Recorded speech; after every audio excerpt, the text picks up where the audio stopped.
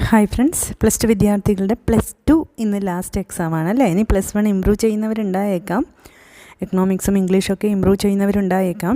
എന്നാലും plus two ഇന്ന് മെയിനായിട്ട് കൂടുതൽ കുട്ടികൾ എഴുതിയത് ഏതാണെന്ന് പറയാൻ പറ്റില്ല. കമ്പ്യൂട്ടർ സയൻസ് ഉണ്ടായിരുന്നു, ഹോം സയൻസ് ഉണ്ട്, ഗാന്ധിയൻ സ്റ്റഡീസ് ഉണ്ട്, ഫിലോസഫി ഉണ്ട്, ജേർണലിസം ഉണ്ട്, സ്റ്റാറ്റിസ്റ്റിക്സ് ഉണ്ട്. എല്ലാം റെയർ കോമ്പിനേഷനാണ്. എന്തായാലും ആ റെയർ കോമ്പിനേഷനോട് കൂടി ഇന്ന് മിക്ക സ്കൂളിലും ഇന്ന് ഇല്ല. ഈ കോമ്പിനേഷൻസ് ഉള്ള സ്കൂളിൽ ഇന്ന് എക്സാം ഉള്ളൂ. ഒരുപക്ഷെ പ്ലസ് ടു പേപ്പേഴ്സിൻ്റെ ലാസ്റ്റ് ഡേ ആണെന്ന് പറയുന്നത് അല്ലേ. എന്തായാലും ഇന്ന് എക്സാം കഴിഞ്ഞ് നിങ്ങളെല്ലാവരും വീട്ടിലെത്തിയിട്ടുണ്ടാവും. എനിക്ക് ആരെയും കാണാൻ പറ്റിയിട്ടില്ല. എന്തായാലും നിങ്ങൾ പറയൂ, ഇന്ന് നിങ്ങളുടെ എക്സാം എങ്ങനെയുണ്ടായിരുന്നു? കമ്പ്യൂട്ടർ സയൻസ് എങ്ങനെ സിമ്പിളായിരുന്നു?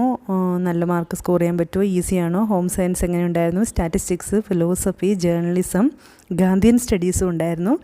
ഇതൊക്കെ എങ്ങനെയുണ്ടായിരുന്നു? ഇന്നത്തെ എക്സാം ഈസി ആയിരുന്നോ? നല്ല മാർക്ക് പ്രതീക്ഷിച്ച പോലെ തന്നെ ആയിരുന്നോ? പാറ്റേൺ മാറിയോ? ബുദ്ധിമുട്ടായോ?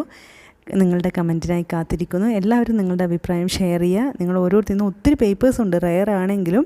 അപ്പോൾ ഓരോരുത്തരുടെയും എക്സാം ഇന്ന് എങ്ങനെയായിരുന്നു? ലാസ്റ്റ് എക്സാം അല്ലേ, ഹാപ്പി ആണോ? എങ്കിൽ ആ ഹാപ്പിനെസ് റിസൾട്ട് വരുന്നവരെ നമുക്ക് മെയിൻറ്റെയിൻ ചെയ്യാൻ വേണ്ടി പറ്റും. എന്തായാലും നിങ്ങളുടെ ഇന്നത്തെ എക്സാം എക്സ്പീരിയൻസ് കാണാനായിട്ട് ഞാൻ കാത്തിരിക്കുന്നു. നിങ്ങൾ ഷെയർ ചെയ്യുമെന്ന പ്രതീക്ഷയോടെ. പ്രധാനമായും കൊമേഴ്സിൽ മെജോറിറ്റി കുട്ടികൾക്കും ഇന്ന് എക്സാം ഇല്ല. പിന്നെ ഫിലോസഫിയൊക്കെ ഹ്യൂമാനിറ്റീസിൻ്റെ, ജേർണലിസമൊക്കെ ഹ്യൂമാനിറ്റീസിൻ്റെ ഭാഗമായിട്ടാണ് വരുന്നത്. CS സയൻസിൻ്റെ ഭാഗമായിട്ടാണ് വരുന്നത്. ഹോം സയൻസും സയൻസിൻ്റെ ഭാഗമായിട്ടാണ് വരുന്നത്. എന്തായാലും കൊമേഴ്സുകാർ ലാസ്റ്റ് എക്സാം ബുദ്ധിമുട്ടായ ടെൻഷനിൽ തന്നെയാണ് ഇപ്പോഴും ഉള്ളത്.